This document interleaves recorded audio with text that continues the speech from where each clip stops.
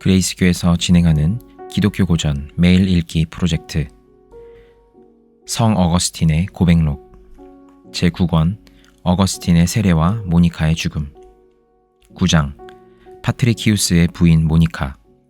이렇듯 어머니는 얌전하고 조심스럽게 교육을 받았습니다.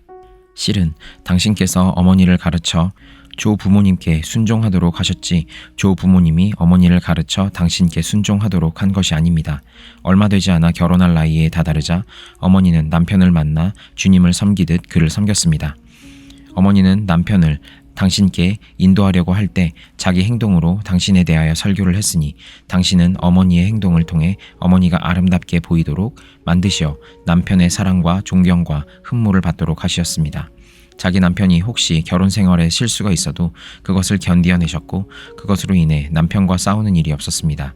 어머니는 오히려 하나님의 자비가 남편에게 내려지기를 기다리며 그도 당신을 믿고 정결케 되기를 원했습니다. 아버지는 본래 성격이 대단히 친절한 사람이지만 성질이 불같은 사람이기도 했습니다. 그러나 어머니는 남편이 성났을 때에는 말과 행동을 조심하여 그와의 충돌을 피했습니다. 어머니는 남편의 성질이 가라앉아 진정되었을 때에 좋은 기회를 틈타 남편의 기분을 상하게 해 주었을지도 모르는 자기의 행동을 조용히 설명해 주었습니다.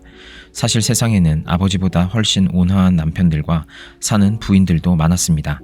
그러나 그들은 남편에게 맞아 흉한 얼굴을 지니고 다녔습니다.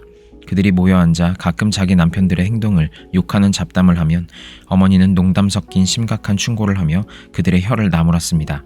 어머니가 말했던 것은 결혼 계약서가 그들에게 낭독된 이후부터는 그들은 그 계약서를 종이 되는 문서와 같이 봐야 한다는 것이었습니다. 따라서 그들은 항상 자신들의 상황을 이해하여 그들의 주인들에게 맞서 교만하게 일어서서는 안 된다고 했습니다.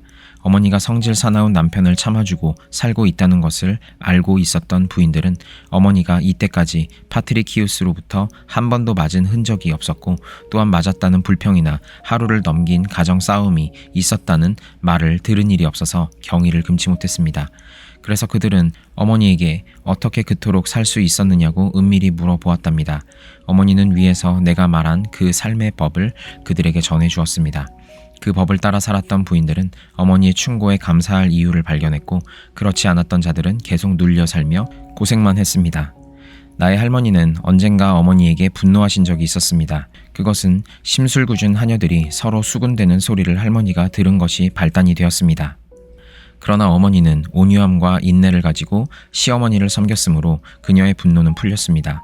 그 결과로 시어머니는 자기 아들 어거스틴의 아버지에게 가서 말하기를 하녀들이 혀를 잘못 놀려 자기와 며느리를 이간질시켰고 가정의 평화를 어지럽게 했으니 그들을 엄벌하여 행동을 고쳐주라고 당부했습니다. 아버지는 자기 어머니의 말씀대로 가정의 질서를 바로잡으며 가네 사람들끼리 화목하게 살도록 하기 위하여 그 사건에 관련된 하녀들을 벌했습니다. 할머니는 그들에게 경고하여 말하기를 누구든지 자기 눈에 들려고 자기 며느리를 나쁘게 말하는 자들은 같은 벌을 면치 못할 것이라고 했습니다. 그 후부터는 감히 그런 일을 하려고 하는 자가 없었고 서로 사이가 좋아져서 행복하게 잘 지냈습니다. 자비로우신 나의 하나님이여, 당신께서는 저 선한 당신의 여종의 태에서 나를 창조하셨습니다. 당신은 바로 저 여종에게 또 다른 큰 은사를 주셨습니다. 그 큰 은사라 함은 사람들이 서로 싸우거나 불화할 때 어머니는 힘이 미치는 한 화평케 하는 자로 나타나 행동하셨다는 것입니다. 어머니는 양편이 서로 상대편에게 퍼붓는 악담을 들을 때에도 서로 화해하게 하는데 도움이 되는 이야기 외에는 이쪽 말을 저쪽으로 결코 옮기지를 않았습니다.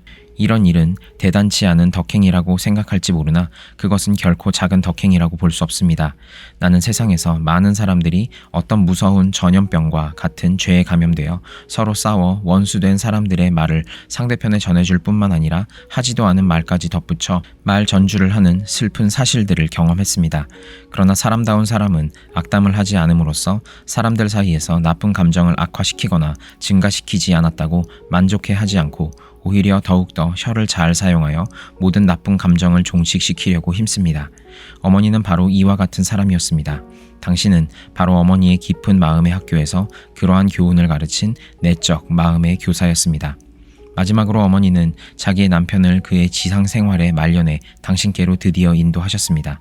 아버지가 충실한 신자가 된 후에는 그가 회개하기 전에 가지고 있었던 불경건한 생활을 끊었기에 어머니는 그것에 대하여 불평을 하신 일이 없었습니다.